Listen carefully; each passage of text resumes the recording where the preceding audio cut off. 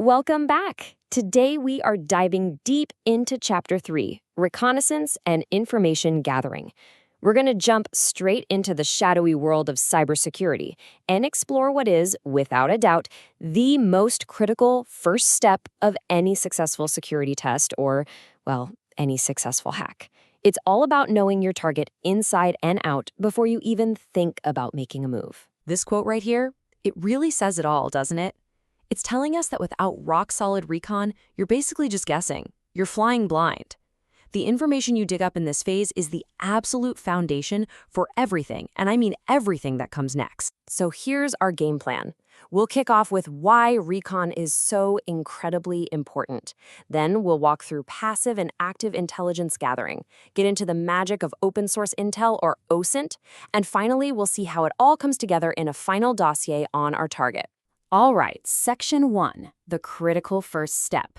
Before we get our hands dirty with the cool tools, we need to get our heads around the what and the why of all this. At its core, reconnaissance is just pure, old-fashioned intelligence gathering. You know, think of it like drawing up the blueprints for a fortress before you even think about a siege. You want to know everything. Where are the walls? Where are the gates? What tech are they using? Who's in charge? All of it, just so you can find that one tiny weak spot. Now, this right here is a huge distinction. Passive recon is all about being sneaky. You're like a detective with binoculars across the street. The target has no idea you're even looking at them because you're using public records and third-party info. Active recon? Oh, that's a different story. That's when you walk right up to the building and start jiggling the doorknobs to see which ones are unlocked. It's much louder. Let's start with the silent approach. Passive intelligence is all about grabbing that vital data without ever letting the target know they're on your radar. This is the digital equivalent of a stakeout. One of your very first stops, and it's one of the simplest, is a WHOS lookup. This is a public protocol that lets you ask a central database, hey, who owns this website? And sometimes the answers you get back are pure gold. Okay, so even from a super generic example like this one, look at what we can figure out. The creation date tells us how long they've been around online. The name servers give us a clue as to who's managing their infrastructure. And with a real target, man, you could find admin emails, technical contact phone numbers, stuff that's invaluable for social engineering later on. So after you find out who owns the main house, the next logical step is to map out all the other properties they own on the block, right? That's where a tool like DNS Recon comes in. It automates the hunt for all the subdomains and servers tied to our target. And boom, this is the kind of stuff it can spit out. The A and AAS records, those are the street addresses, the core IP addresses for the server. But check out that TXT record. That's an SPF record, which tells us which mail servers are actually authorized to send email for this domain. Every single piece is another clue for our file. Okay, we've learned a ton from a safe distance. Now it's time to get a bit more hands-on. In this section, we're officially moving into active recon.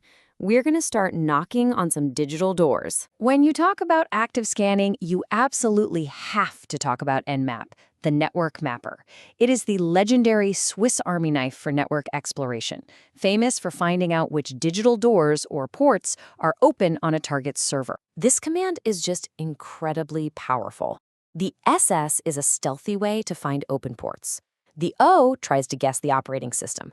But the SV, that's the real game changer. It tries to figure out the exact version of the service running on an open port. And why does that matter? Because if you know the exact version, you can just look up a list of known vulnerabilities for it.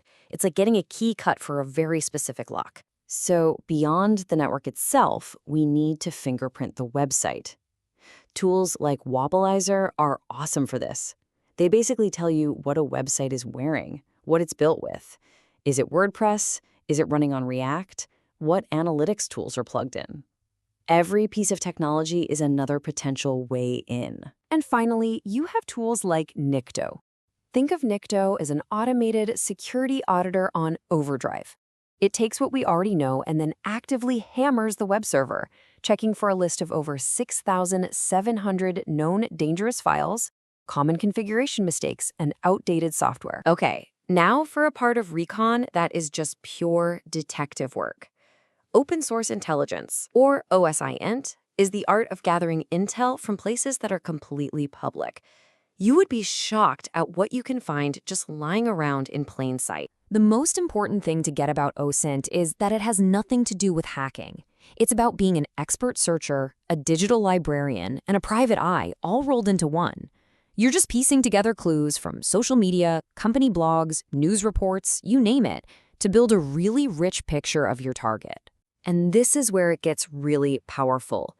Using what we call Google Dorks. These are basically super advanced search queries. You can tell Google, hey, on this specific website, show me any page that has index of and password in the title, or find me any file that ends in .sql.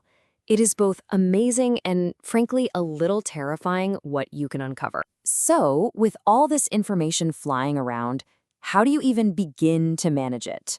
Well, that's where a framework like Reconnaissance comes into play.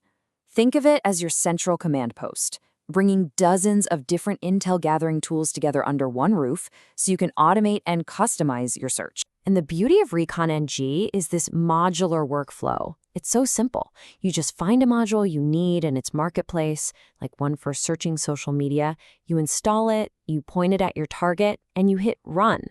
The framework does all the heavy lifting and then organizes the results for you. It's brilliant. All right, we've done our passive snooping, our active scanning, and our OSINT digging. We've collected an absolute mountain of data. Now it's time to put all those pieces together and build our final intelligence dossier. This is the moment where the full attack surface of the target finally comes into focus. And there it is, the final product. This table lays out our entire journey, doesn't it? We see each type of information we went after and the exact tool or technique that got us there. From using whois to find out who owns the domain, to running Nmap to get port and service details, all the way to using Google Dorks to find sensitive files. All of this, together, creates the comprehensive roadmap that will guide the entire penetration test. So, as we wrap up, I want to leave you with this thought. We've just walked through the exact playbook an attacker uses to build a detailed profile, often with nothing more than public information and a bit of curiosity. It really makes you stop and think, doesn't it? What digital breadcrumbs are you leaving behind, and what kind of story do they tell?